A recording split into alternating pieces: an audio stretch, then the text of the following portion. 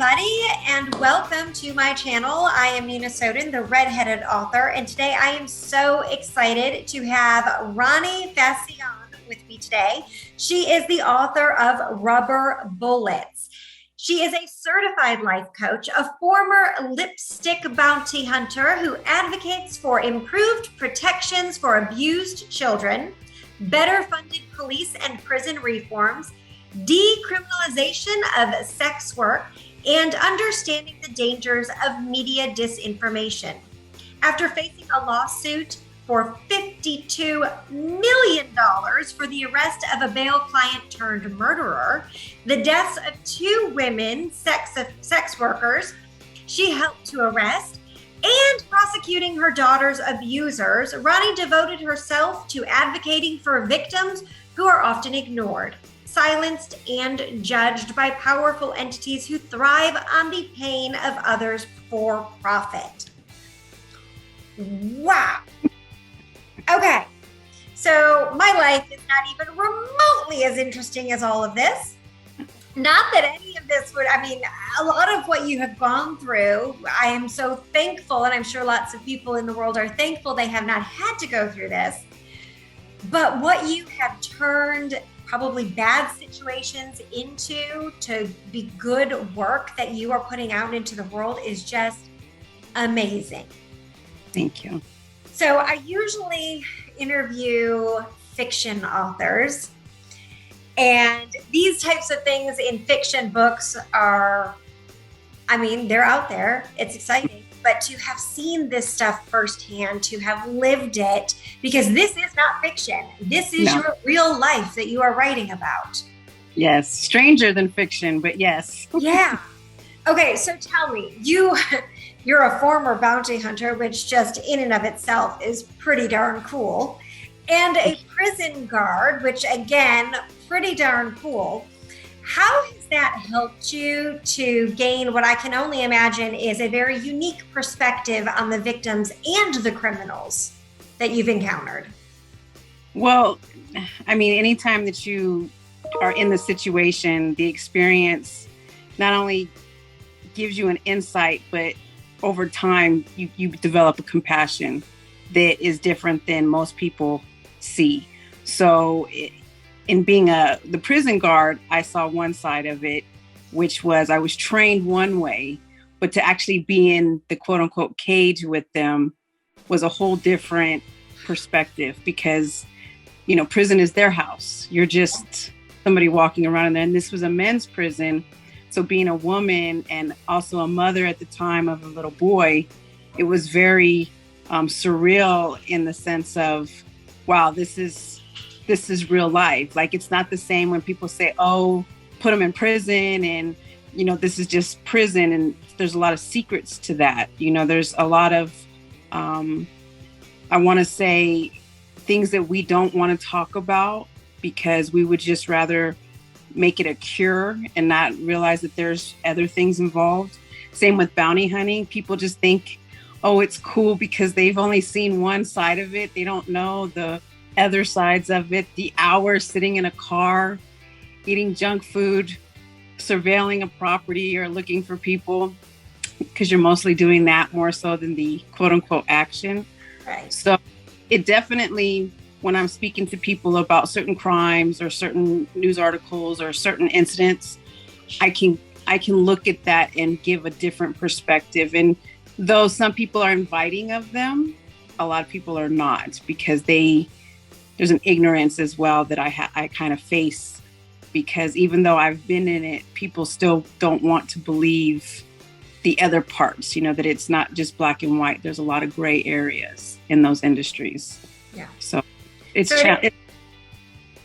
face your own challenges. Yeah. Yes. I face challenges trying to even communicate with people. Like, I don't fit in with certain conversations because even though, like I said, they think it's cool, but when you start telling other parts, they immediately kind of want to shut down and be like, well, that's not what, I feel. It's on TV. Exactly. And then in the movies. Exactly. And then there's a lot of stuff that the news media doesn't talk about. And a lot of people don't want to accept that there is a narrative that gets put in the news and what the public sees versus what's really going on behind the scenes. So there's a lot of that goes on that's kind of, it's great. It has experience, people want to hear about it, but then there's other parts where they're like, okay, I'm done. I don't want to hear it. If it doesn't excite me, or if it's not like Dog the Bounty Hunter, then I don't want to hear it. Yeah. So, all right. You're best known for an attempt to capture a bail client back in 2013. Yes. And there was a video of you and the owners of Lipstick Bail Bonds pursuing this client. Yeah. And it went viral. Yes.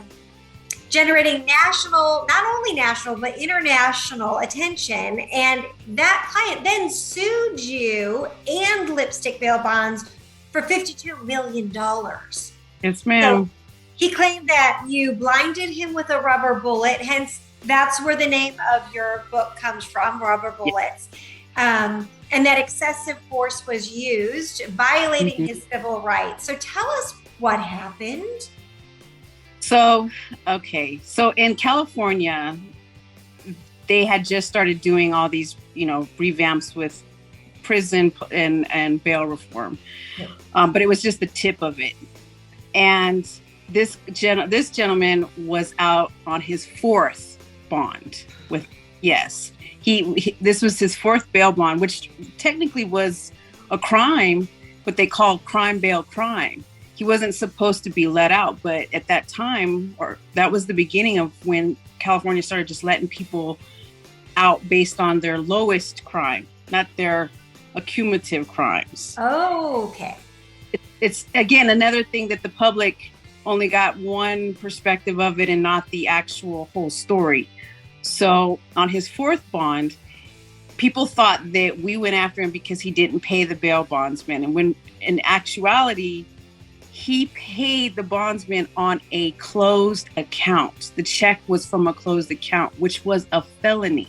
It's one thing to have insufficient funds. It's another thing to write the check on a closed account. The account is closed. So that was a check fraud. That was a felony.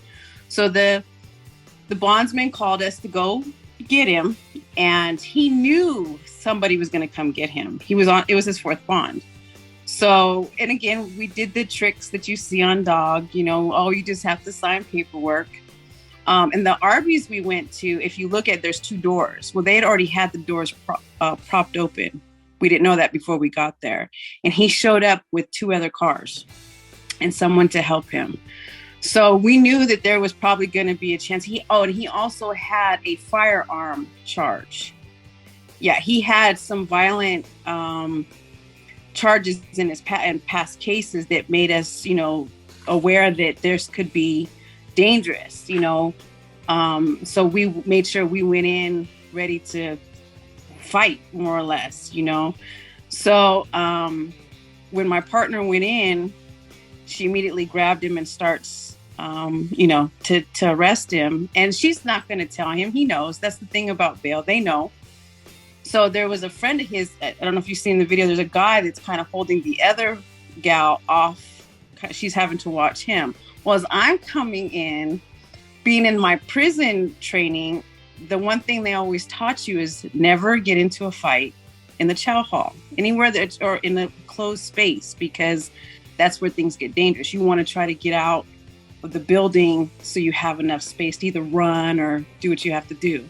So as I'm coming up to the door and I see him pick up, when she's telling him to put his hands behind his back, he immediately puts his hands up and steps forward, which alerted me that, okay, he's gonna hit her or he's gonna push her or something. So I came in with the Tipman, which wasn't a Desert Eagle. Everybody tried to say it was a Desert Eagle. It was a paintball gun. So I come in hoping, okay, here's a chick with a gun, a weapon of some sort. Maybe he'll stop. He didn't. I saw the look in his eyes that he was going to put me through that door. He was going out that door regardless. So that's why I didn't, and I couldn't shoot at him because we were inside. And my other partner had tried to shoot a taser at him. But the thing about a taser is, what people don't know is the prongs that are on there have to hit a certain way in a certain place for them to be effective. And they didn't. So he goes out, and there's a struggle. As you see, she's holding on to him. She won't let him go. And I wait till we get all the way out to the street, and he goes to turn to hit her. And that's when I shoot the rubber bullets at him. So then nothing, we hit him with pepper spray, nothing. We're pretty sure he was on meth as well. So we think that could have been why nothing penetrated this guy. So as you see me running to the car, and he goes to the car, he's screaming, and I try to trip him. And as I go to, and I'm afraid because we don't know if he has a weapon. So I'm worried that, all he has to do is turn around with a gun, and I'm gone right there at that moment. So I'm very nervous at this point of, what do? I have to do something, and you can't do too much in bounty hunting, especially in California, because that's where the civil suit comes in, that I'm not in danger. So, he's running away from me. So how do I, make this a justifiable act I can't really attack him, but I have to stop him. Yeah. So right when I was going to trip him, in the corner of my eye, I saw there were 3 men in the car. So I was like, oh crap, I don't have any bullets left. One partner's on the ground, the other one's fighting. Okay, we have to just let him go. So we let him go, and my partners at the time, they uploaded all their arrests to YouTube. And they thought it was funny. It kind of was, we just thought it was funny, and it was part of the routine. And so they uploaded it, and it went viral. And he had called us to he had called them demanding that they remove it, and they would not remove it because they were like, we put all of them up. If we remove yours, then we got to remove everybody else's. So that's when he went to the attorney and filed the $52 million lawsuit. So the judge dismissed that lawsuit, right? And then he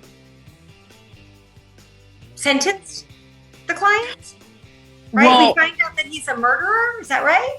Well, the lawsuit wasn't dismissed until after he murdered his uncle 2 years later. Okay, so you were in a lawsuit for quite some time. Yes. So 2 years later, he murders his uncle, and this lawsuit gets dismissed, and he goes to prison, I assume. Yeah, he was, I believe, sentenced to about 80 years in prison. Wow, so still there. Yes. Oh, yes. He's not, I don't think he'll ever, I'm positive he won't ever come out. So, fantastic. Yeah. Wow. I mean, what a story to tell. And that is not your only one. No. So you had 2 deaths, 2 women who you helped to locate as a bounty hunter. And what happened with these women, and how did their deaths lead to you now advocating for the decriminalization of sex work? Okay, well, one of them was a sex worker I became friends with when, I put money on her books and gave her my number. And she died separate from this gal, but she died much later, I believe an overdose. I'm not positive, but we had became friends. But she was struggling with drug addiction and trying to gain work, quote unquote, legally. But with her background and her experience in sex work, she had problems. She was very young. So it was very difficult for her she had been on methadone since she was 15. So she had all these issues that made it difficult for her to get past the stigma of her record to go back to the quote unquote real workforce. Yeah. And she had a girl at the time as well. So, but me and her were friends, and that was a challenge for me because there was not much I could do to help her. I couldn't change her record. It didn't matter what I did. I couldn't pull her back. And then when she started using drugs again, she obviously went back to the dangers of escorting again. So, and I didn't find out she passed away except through Google search. Oh, wow. And we were supposed to have lunch, and then she didn't show up, and then I didn't hear from her. Then she sent me an email, and then nothing. And then for like 3 months, I'm, kind of sending her stalking, emails like, I'm going to hunt you down again. And, but then I Googled her one time, and her obituary came up, and it just was devastating. But prior to that, while I was still working with the team, we had a fugitive that was one of 5 girls murdered by 2 serial killers. Yes, we thought that she was a fugitive / missing at first. And we searched for her high and low because as bounty hunters, we could do more than the cops could. We could actually force our way in because she had a warrant. And as a fugitive, as a bounty hunter, you can do more things and have more time than the police. Police don't have a lot of time to chase warrants, especially bail warrants, because it's really the bondsman's problem at that point. So I had stopped working with the girls, and I want to say a month or 2 later, they had caught the 2 men that had killed 5, not just her, but 5. They found out it was serial killers. And I stayed in contact with her mother. And I went to the trial of one of the serial killers who was advocating, believe it or not. He represented himself and was advocating for the girls. He wanted justice, because even though he knew what he did was wrong, he knew that the system had kind of put him in a position to turn into this monster. Mm-hmm. And they didn't, and showed how the system plays a role in these traumatic deaths. So I found out at the trial that the girl we were looking for was actually their first victim. So the whole time we were looking for her, she was already gone. So that was like, and she favored just a little bit older. She looked like my daughter. So it was just, just devastating to sit in that court, listening to the story, listening to him tell what happened, what they did to the girls, the mothers crying, and then he put the parole officers on trial, on the stand. And the way, it was very conflicting, because as the person that wore the badge and, has all this training and does all this, but to sit there and actually be faced with, wow, there's an other side, I had compassion before that, but I had even more compassion because I couldn't really figure out at that point who was the devil in the room. Was it the parole person, or was it this guy that was treated like a monster and thrown out on the street? And, not to justify what he did, but, you see the actions that led to it. Exactly. After being in there and seeing how they were treated by other officers and how I was trained, how I was supposed to treat them and not have any emotions, and, treat them like they were lower than me. And then to see the after effects of that for their lives. And then these guys, I didn't know at the time was in California, they actually not only forced them to be transient, but they had like transient places like underneath freeways that were actual legal residences for parole. Like, I'm paraphrasing, but this alley underneath this freeway is an actual considered residence for a sex offender. Wow. Yeah. So like I said, like things that you just like, the whole time I'm sitting there, I'm like, what? What? You're just in complete shock.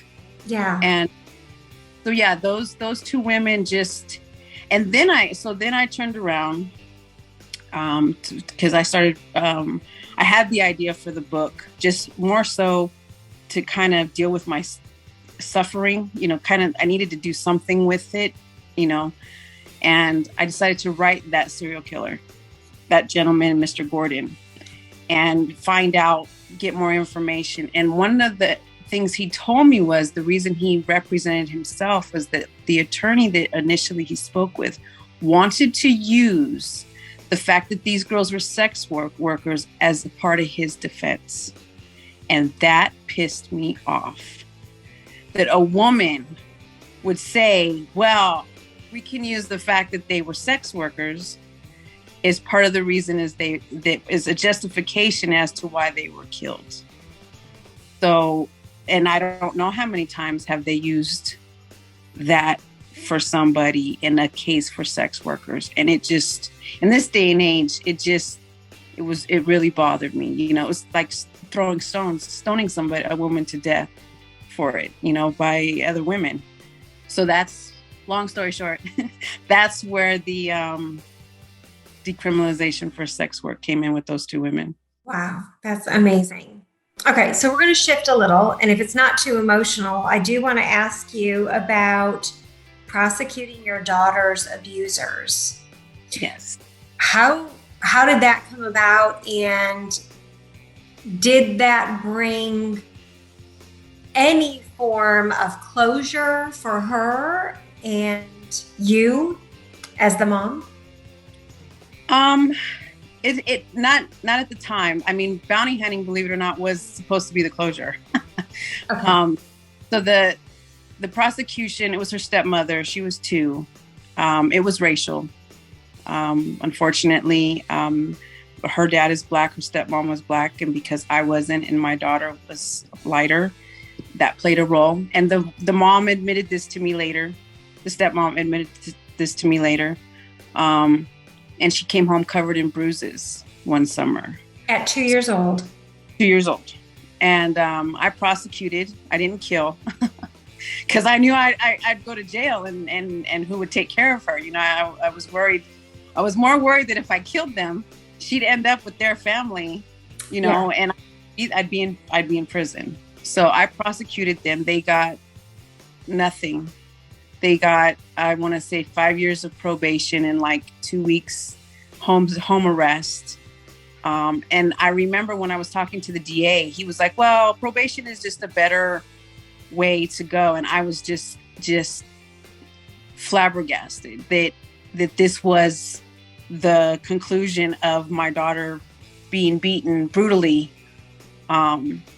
So that's kind of what put me into the bounty hunting. I wanted to try, because I knew working at the prison, that was a little bit harder of a change, but I thought maybe if I got into bail, that could be a step into that and maybe help with the closure. It didn't. And then not long after that, they called and apologized, the stepmom, and that's where I found out that, you know, it was racial and jealousy, you know, women and the new woman and the jealousy. So we did try to have some healing and my daughter, you know, reconnect with her dad, but the stepmom just still couldn't. She never physically harmed my daughter again, but it became an emotional, like she just could not handle the threat. So my daughter doesn't see her father. She didn't talk to him for years. So it's only become a healing now that time has passed and she's older. But for a long time between that, no, because it still was very much an open wound, because it never was. I don't think you could ever resolve those things, no matter what you try to do. I mean, therapy helps. Sometimes help doesn't help, you know, and it really is time that needs to pass. So being so young when the abuse happened, does she have memories of that? Does she still carry that? Yes, she does. She does. And probably because then it went into me bounty hunting, you know what I mean? And then they came back and it didn't get changed. The woman was still very picking, you know, she wouldn't let her dad be with her by herself. They had another child, so that child always had to be included. So she was always still treated, for the little bit of time she tried, as somebody separate. So there was always that I never got my dad, you know. So even though he never helped her get over it either, you know. And then he was kind of like always a jerk about it. Like he never apologized, only she did, you know. And at the time I was still very, you know, trying to give her dad, you know. I still wanted, because I had my dad. He wasn't perfect, but you know, you still try to not be the reason that your daughter when she's 16, 17 is making certain choices because they didn't have their dad. So I want to at least know, well, if he's a jerk or he's whatever, she can make that decision, and it won't be, well, you didn't let me see my dad. You didn't, anything that he tried to tell her, I was going to make sure I combated that with, well, no, you had this opportunity, you had this opportunity. So, but now that she's 17 now, so she's over it. And I mean, it only bothers her that he hasn't been there for her. Yeah. But the abuse part, she's now past. Yeah, she's past it. She took boxing, and now she's just kind of like, I'll just beat, she'll just beat somebody up or beat the mom up, or that's her fantasy is just getting even. So your whole journey then started with that. It started with your daughter's situation, and then it led to the bounty hunting, and then it led to working in the prisons, right? Is that the... Well, prison was in my 20s. Prison was long before the bounty hunting. I did the prison in my early 20s for a very short period of time. Okay. The prison just kept me from killing anybody that led to the bounty hunting. So a young, beautiful 20-something working in a men's prison. Yes. That had to be dangerous on a whole other level than it would have been if you were a man. Yes. So why a man's prison and not a women's prison? Well, where I lived at the time, there was only men's. And I lived in a very small town in Blythe, California. Don't know if you've ever heard of it, but it's like the armpit of California. There's nothing there but drug dealing, agriculture, and prisons. That's it. And they didn't have a women's prison. So a gal I worked with knew a gal who I worked for a Sizzler at the time as a manager. And she was like, hey, why don't you come work at the prison? They have, you can have houses. And I had my son was 4 at the time. So it paid a little bit more money. And I don't know. I think I wanted an opportunity to have like a better, I was so young. I didn't have skills. Yeah. I thought that would be like a financial step up and out of the little town. And yeah, it was dangerous, but I'm also a military kid. So I grew up kind of in that kind of weird, girls are, should be boys kind of a thing. Yeah. The oldest and the tomboy. So, and my mother at the time, she worked also for another prison she worked as a nurse in the prison. So it really seemed to be that big of a deal. I didn't see it as a scare. I mean, I was scared, but I was more afraid of not having any skills or a way to support my son. That frightened me more. And then I thought, at least my son would probably have respect for me. Here I am going to do this man's job. Maybe it would at least give him kind of a positive outlook, not just as a mom, but in life. Yeah. That maybe it would help him not go to prison if I worked at a prison. Yeah. So, but yeah, it was scary. But ironically enough, the danger, I was assaulted by another cop, by another officer. I was, the prisoners were not as dangerous as the staff members, believe it or not, as a woman. Yeah. Terrible. It's terrible. That's terrible. Yeah.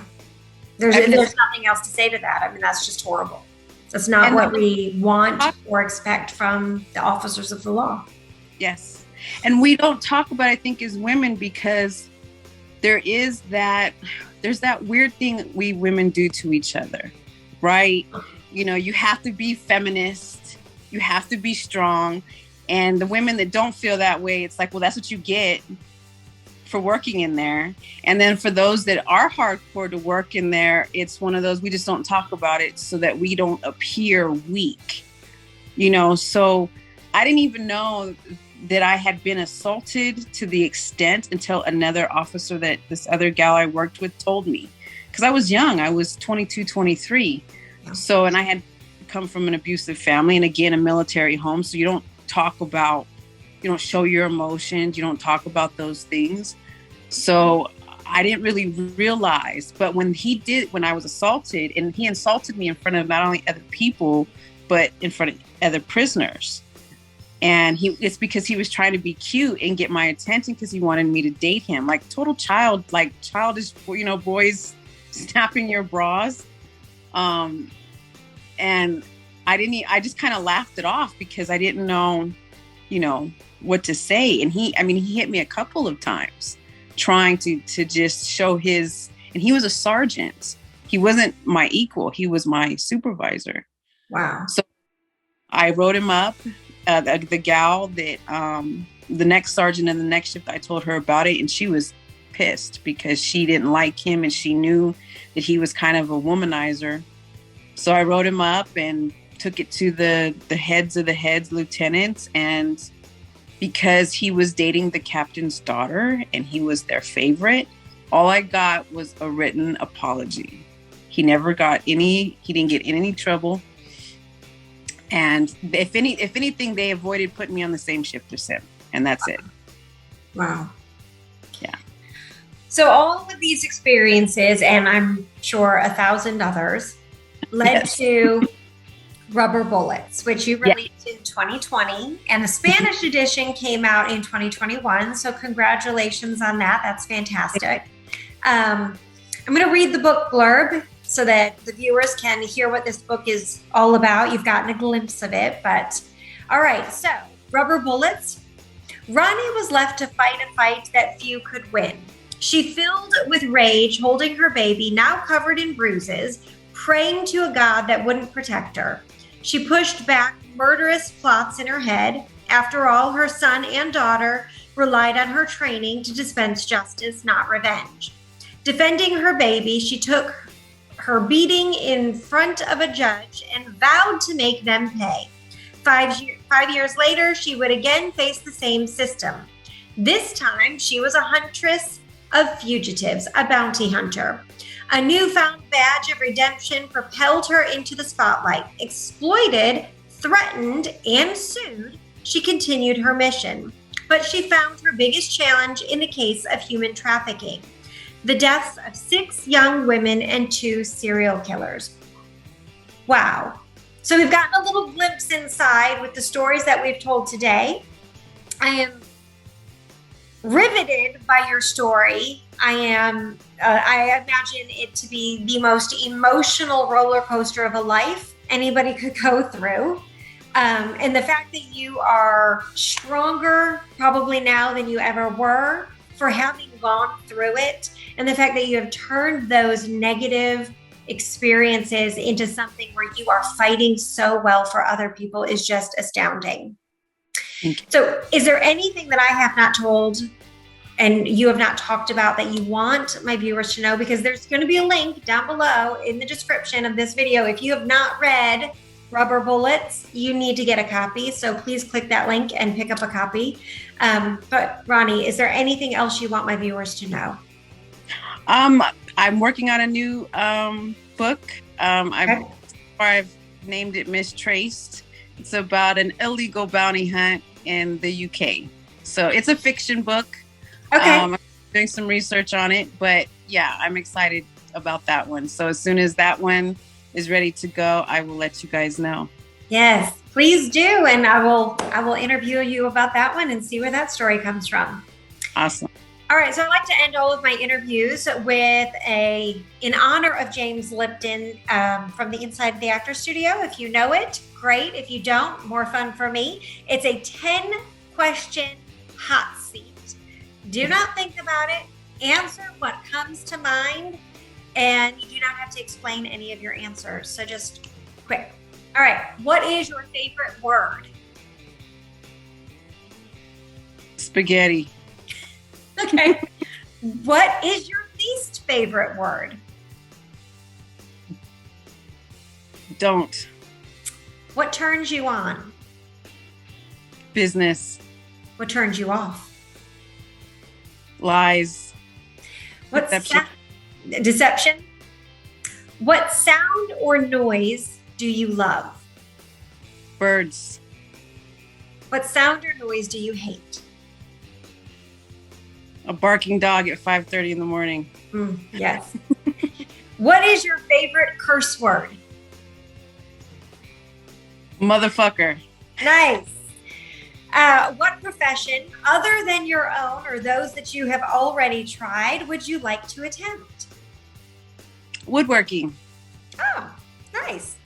What profession would you never want to do? Garbage. Okay. And if heaven exists, what would you like to hear God say when you arrive at the pearly gates? You won. Nice. All right, everybody, that is the end for today. Thank you so much, Roni, for joining me and for doing this interviewing and for sharing your stories. It has been pretty awesome to talk with you. Thank you, too, Nina. I truly appreciate you taking the time. Absolutely. And definitely let me know when that next book comes out. Everybody else who's watching, click that link below, pick up a copy of Rubber Bullets, and read all of the details of Roni's story in that book. Bye for now, everybody. Bye.